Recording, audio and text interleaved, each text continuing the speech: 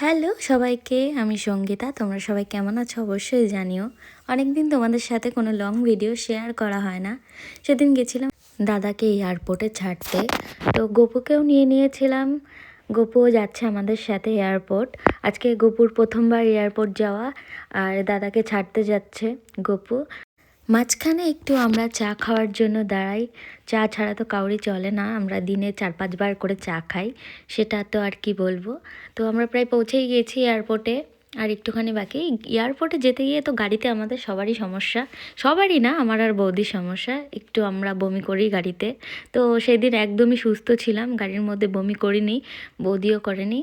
এয়ারপোর্টে পৌঁছে আমরা গাড়িটা পার্কিং করিয়ে তারপর সব লাগেজগুলো বার করে নিলাম। আর দেখতে পাচ্ছ তোমরা, বৌদির মনে একটু কষ্ট নেই, টুকুর টুকুর টুকুর টুকুর করে হাঁটতে হাঁটতে যাচ্ছে, হেলে দুলে। তো দাদা গপুকে কোলে নিয়েছে, কোলে নিয়ে বাই বাই করছিল গপুকে, কিন্তু আমি ভিডিও করছিলাম, দাদা বুঝতে পারেনি। দাদা ফটোর পোজ দিয়ে দিয়েছে, কি আর বলবো। তারপর গপুকে দিয়ে দিল। গপুকে লাস্টে বাই বাই করে দাদা ভিতরে চলে গেল।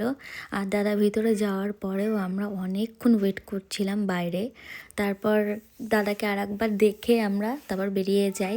গাড়িতে বসে আমরা একটু পিৎজা খাওয়া দাওয়া করে, দেখো বৌদির কোনো দুঃখ নেই মনে, পিৎজা খাচ্ছে। পিৎজা খেয়ে আমরা চলে গেলাম বাড়ি। তো ভিডিওটা কেমন লাগলো অবশ্যই